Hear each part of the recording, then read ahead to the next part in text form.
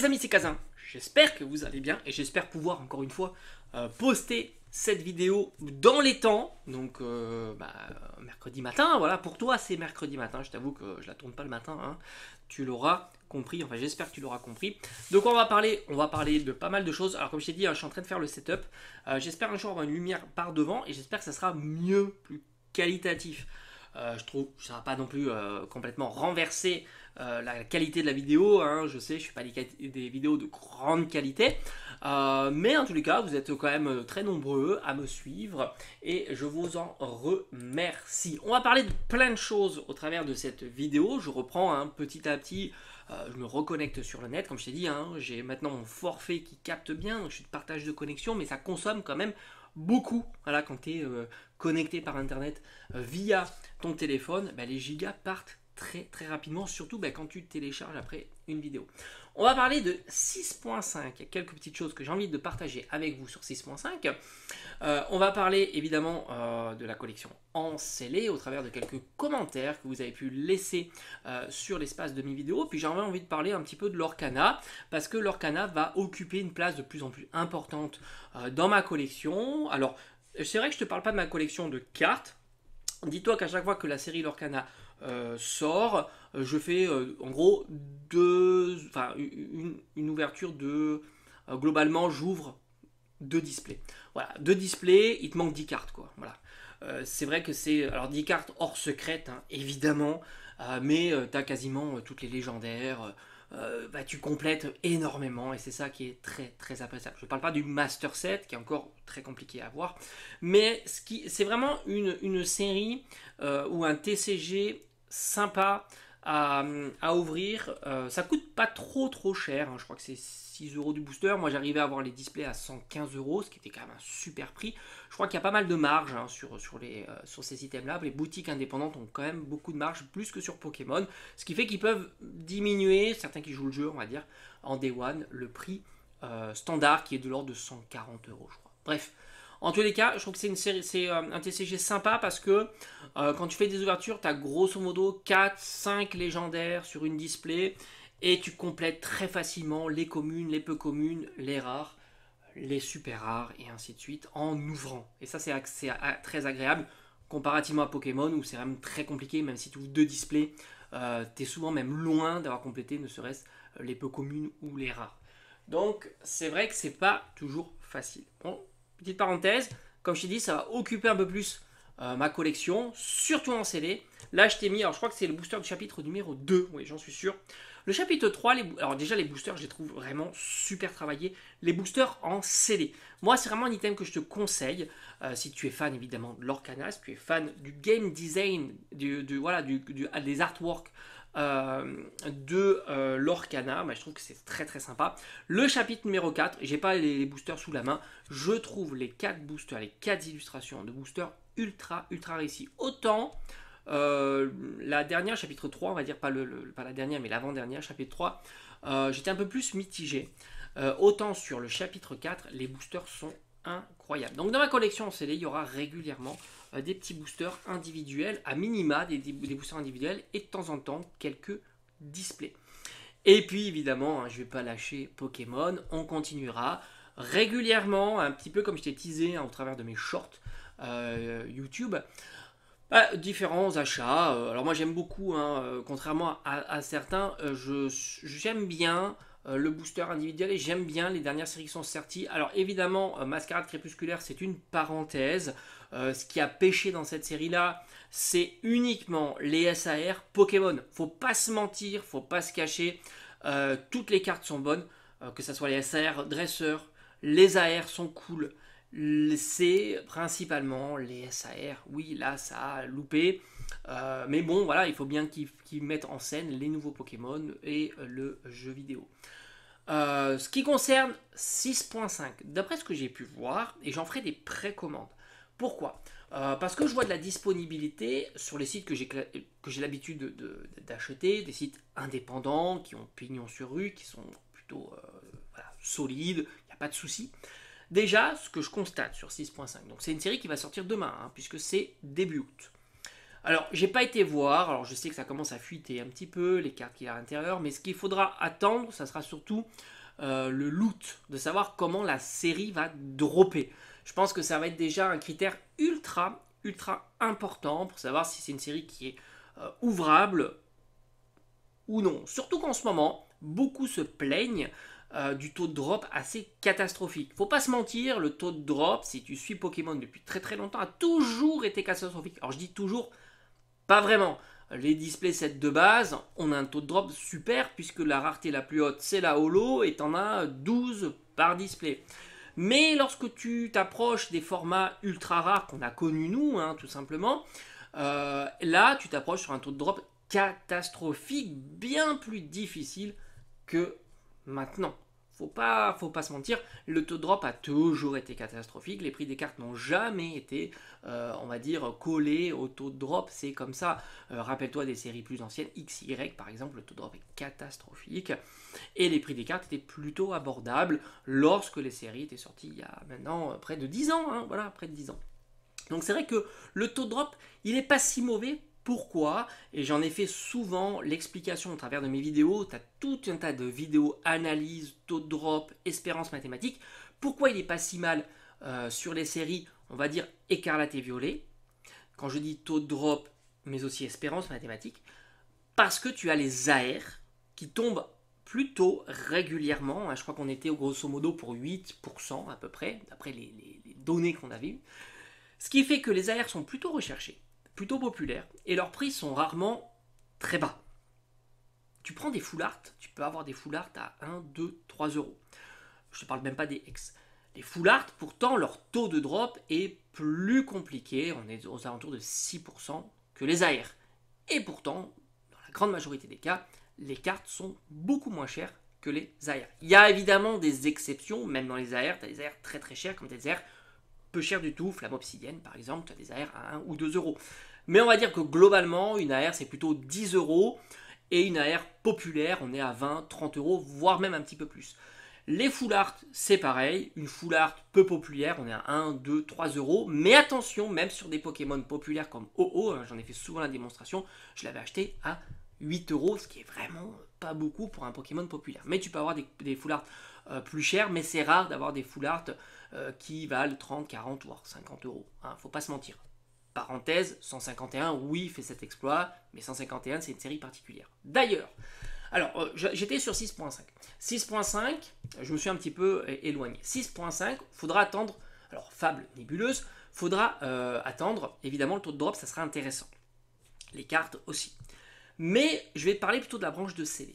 Je trouve que c'est une série qui est plutôt très intéressante et agréable en scellé. Déjà la dispo. De ce que je constate, les précos sont déjà lancés. Les coffrets sont pas si excessifs que ça. Je vais te donner un exemple. Le coffret Amphinobi X est à 40 euros en préco. Des quantités assez importantes, pas pris d'assaut. Ça veut dire que tu pourras certainement le trouver si tu es le plus chanceux entre 30 et 40 euros, hein, grosso modo. Mais tu t'aperçois qu'à 40 euros, en tous les cas, c'est pas pris d'assaut, les quantités sont très importantes. On retrouve pourtant, et c'est depuis un petit moment qu'on n'a pas vu ça, une carte en version SAR, donc le summum, le Graal de la rareté hein, d'une carte Pokémon. On est sur Amphinobi qui est un Pokémon populaire, on est sur une promo SAR. Je pense que tout est réuni pour que ça soit plutôt très sympa. Et le coffret, malgré tout, est abordable. On va dire que je pense que pour les plus chanceux, on va être proche des 30 euros. Et pour, entre guillemets, les moins chanceux, on va être proche de 40 euros. Pareil pour le coffret Hipporoi, la carte est incroyable. Le Pokémon est plutôt populaire, moins populaire qu'Amphinobi, on est d'accord. Mais ça reste un Pokémon populaire, on est sur une SAR. Et de mémoire, il fallait remonter en arrière, on va dire, au niveau des évolutions pour avoir ce genre de coffret. Et on n'était pas du tout sur une série .5. Là, c'est plutôt intéressant parce que malgré tout, on sait que les séries .5 se comportent différemment des séries plus traditionnelles. Donc on a déjà deux coffrets vraiment très intéressants. Je parle pour le CD. On verra par la suite sur l'ouverture, taux de drop, cartes proposées, popularité des cartes. On retrouve aussi un coffret qui n'est pas inintéressant non plus, puisqu'on retrouve en carte promo une AR sur un coffret plus traditionnel avec 4 boosters, avec Scalperer. Donc là aussi, je trouve que c'est plutôt sympa. Le format est plutôt petit, on est sur le type à la Kazam. Le TBL aussi n'est pas prise d'assaut, on la trouve facilement à 60 €, qui est un joli item, évidemment, gardé en CD. Et enfin, tu as le tripack qui est plutôt sympa aussi, que l'on retrouve assez facilement. Bon, moi, le tripack, je suis un peu moins fan, parce que la carte promo, Pecha Minus, bon, voilà, je ne vais pas m'étendre sur ça. En tous les cas, j'ai l'impression que la série n'est pas spécialement, entre guillemets, scalpée, comme on a pu entendre. Je dis pas pour cette série-là, mais je parle du terme scalpé. Le bundle aussi, tu peux le trouver aux alentours de 35 à 40 €. Là aussi, fortement disponible. Donc ça, on a l'impression qu'on est sur une bouffée d'oxygène du point de vue des items et de la popularité des items Pokémon. Donc ça, c'est vraiment très sympa. Moi, comme je te l'ai dit, on se mettra dans un spot très sympa et on se fera une petite ouverture avec les SAR. Bah, je trouve que franchement, ouvrir un coffret avec déjà une carte premium assurée dans un coffret, pour moi, c'est top. C'est vraiment top, que ce soit dans la branche CD, que ce soit pour l'ouverture. Même si la série n'est pas spécialement ouf, tu te rattrapes ne serait-ce par cette carte premium qui est plutôt très sympa. On verra par la suite si elle vaudra plus de 10 €, moins de 10 € en revente de marché secondaire. On verra ça, on suivra ça évidemment sur la chaîne. Donc moi évidemment, tu connais ma problématique, je vais certainement garder en scellé un petit bundle de cette série là et quid de tous les items. Mais ça ne veut pas dire que ce ne sont pas des items que je pourrais te conseiller, puisque ce sont de très bons items. Moi, j'ai pas de place. Je t'ai fait une vidéo précédente où je te montre un petit peu où j'ai arrangé, où j'ai rangé ma collection, et c'est vraiment très difficile. Message que j'ai reçu aussi sur le travers de mes vidéos, les bundles 151 sont en route vers les indépendants. Donc il y a du réassort, visiblement, certainement du restock. Cette fois-ci sous format bundle 151. On verra certainement d'autres coffrets arriver, j'ai envie de dire, c'est la tendance actuelle. Pokémon Company peut-être a du mal à vendre les séries du moment, Faille Paradox, Force Temporelle, même si je trouve que ce sont des séries très très sympas. Et mention spéciale à garder en CD, je trouve ça vraiment très très très cool. D'ailleurs, je pense aller me procurer quelques petits boosters, principalement sur Force Temporelle. J'aime beaucoup les illustrations de ces Pokémon, mais aussi quelques petits boosters de temps en temps de Mascarade Crépusculaire. Je trouve pas si mauvais, surtout l'Ursa King peut-être, version passée certainement. Voilà, je trouve ça plutôt sympa. Donc 151 est en route. D'ailleurs, tu as vu un 151. Alors, j'ai pas été voir les cartes, mais j'ai vu surtout que les coffrets qui avaient eu souvent du reprint se trouvent à un tour d'une quarantaine d'euros, ce qui a un petit peu ralenti la progression pour ces items-là. On aurait plutôt tendance à voir ces items-là hors reprint, plutôt entre 50 et 55 €. Bah, ce qui fait que du coup, si tu veux, et si tu as loupé évidemment les rations en boutique, alors déjà c'est bien pour ceux qui n'ont pas, qui ont pu trouver ces items là en boutique au prix retail, ça c'est plutôt cool. Moi j'ai pu en faire une ouverture sur la chaîne à 25 € le coffret à la Kazam, j'étais ravi. En plus j'ai eu un bon tirage. 151, c'est une série atypique, que ça soit sur le prix des cartes, que ça soit sur tout un tas de paramètres, c'est assez fou. D'ailleurs j'ai hâte d'avoir une connexion bien solide pour pouvoir faire un petit peu bilan d'ensemble de 151 à l'heure actuelle. Là j'ai juste vu les items qui ont eu du réassort auront un petit peu plus de mal certainement à se vendre, parce que c'est logique, hein, il y a plus de quantité disponible et on est moins sur la branche scellée comme le TB qui elle s'en met plus maintenant s'écarter un petit peu de sa branche plutôt ouverture. Ouverture, on est plutôt à 10 € du booster, donc coffret à la Kazam, coffret Elector, et maintenant coffret scellé, on est plutôt à alentour d'une petite quinzaine d'euros du booster, donc on voit la branche du scellé, tout comme le coffret, donc le TB. Puis le TB, c'est toujours l'item un peu phare, surtout dans les séries .5, des items, on va dire, à garder en scellé. Donc 151 est en route, ça m'étonne pas, hein, ça m'étonne pas. Les items classiques stagnent. En plus, on a eu ces mini tin box avec du réutilisé, du réassort, plutôt pas du réassort, mais du recyclé, qui fait que c'est pas terrible, hein, forcément en ce moment. Mieux vaut aller sur du 151. Tu es sûr que s'il y a du reprint, ça partira plutôt rapidement, évidemment. Alors franchement, je vais terminer avec ça. Le marché japonais, alors je l'ai vu quand même, le marché japonais avait bien diminué. D'ailleurs, je t'en avais parlé avec ne serait-ce la display de Destinée de Paldea qui n'avait fait que diminuer jusqu'à un prix vraiment très bas, des choses qu'on n'avait pas vues depuis des années. J'ai vu aussi que les cartes, principalement je crois que c'était XY, Soleil et Lune, c'était bien craché. Alors est-ce que ça va durer? Franchement, j'en sais rien. C'est pas un marché que je connais bien. J'ai déjà acheté évidemment là-bas. Moi j'ai même été au Japon. J'ai ramené des items. Alors à l'époque c'était plutôt jeux vidéo. Mais j'ai déjà visité le Japon, acheté chez Akihabara par exemple. Enfin dans le comment ça s'appelle, le quartier d'Akihabara. Mais c'est vrai que c'est cohérent, hein, les choses montent, descendent, les gens peut-être vendent leur collection, et puis il y a un effet un petit peu boule de neige, certainement c'est dû à ça, puis il y a eu du réassort, je sais que 151, la display est revenue, donc forcément, quand des items reviennent, c'est... Alors déjà, il faut savoir que quand tu as des items qui reviennent en réassort, j'ai encore un truc qui est tombé, décidément c'est tout le temps comme ça, c'est le bazar.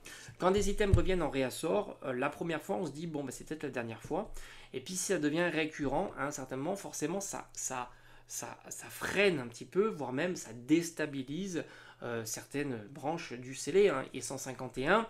Si les réassorts continuent comme ça, alors ils sont malins, parce que si vraiment il y a du réassort coffret, il y a du réassort bundle, ils jouent sur plusieurs types d'items, ils doivent connaître, hein, évidemment le marché, que ce soit scellé, ouvrable, etc.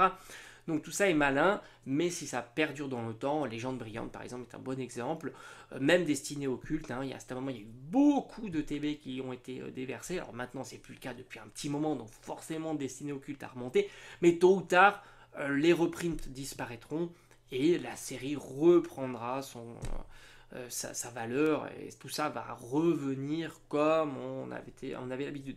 Les séries .5, ce sont des séries qui font up. Évidemment, s'il y a beaucoup de réassorts, ça peut faire un down. Et puis sur le long terme, ça fera encore un up. Et souvent, ça performe moins que des séries, on va dire, plus classiques, peut-être moins stockées aussi. Surtout que là, on est à une époque où on stocke beaucoup. Si ça veut, il y aura un petit outsider inouvrable comme Mascarade Crépusculaire qui, dans 10 ans, sera de tendance parce qu'au final, en items scellés, il n'y en aura pas beaucoup. Il faudra bien alimenter comme ça les items scellés. Et ça, personne ne peut le savoir. C'est pour ça que, alors déjà, moi j'aime bien collectionner le format qui me plaît. C'est pour ça que j'achète régulièrement des petits boosters. Hein. C'est vraiment le truc qui me plaît le plus, hein, les petits boosters individuels avec le scellage. Et d'ailleurs, d'autres TCG, ça me fait tout autant plaisir, hein, tu l'auras compris.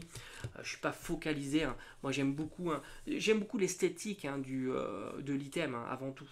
Voilà, quand je vois ça, c'est très très joli dans une collection, c'est vraiment sympa. Et puis il faut pas oublier que on est sur une chaîne Pokémon, TCG, et que bah, dans les années à venir, faire une petite ouverture, c'est toujours appréciable aussi. C'est pour ça que j'ai quelques doublons, voire même plus, hein, évidemment. Donc voilà, on a fait le tour. 6.5 mois, ça va être assez simple. Ça sera 1, 2, 3 bundles, si j'arrive à les trouver à des prix sympathiques. Ça c'est certain, il n'y aura pas d'autres items à garder en scellé. Tu connais ma problématique. La problématique c'est la place. On s'ouvrira au moins les 2 coffrets Hipporoi et Amphinobi, ne serait-ce pour avoir la carte en main dans la collection. Ça c'est vraiment une masterclass. Et puis moi j'attends patiemment. Alors, certains m'ont dit que série Écarlate et Violet 7, ça semble être moisi. Moi j'ai envie de te dire, je suis jamais trop déçu des séries. Pourquoi? Parce que rien que les AR me font plaisir. Et les AR, on a l'impression que c'est assez... Alors il faudrait que je regarde sur Mascarade Crépusculaire. Il suffit d'aller voir TCG Player. Merci à eux d'ailleurs. Le taux de drop est toujours très sympa. On est presque à 10%. Faut pas croire, 10% c'est énorme. Hein. 10% c'est énorme. Et tu as des cartes qui sont souvent magnifiques. Et pour Mascarade Crépusculaire, bah, moi je suis désolé, j'ai pas été déçu sur les AR. Les seules cartes qui m'ont déçu, ce sont évidemment, et comme beaucoup je crois, ce sont les masques. Voilà. Mais sinon, les autres cartes et les CR dresseurs, je les trouve plutôt très très réussis. Mais vraiment très très réussis.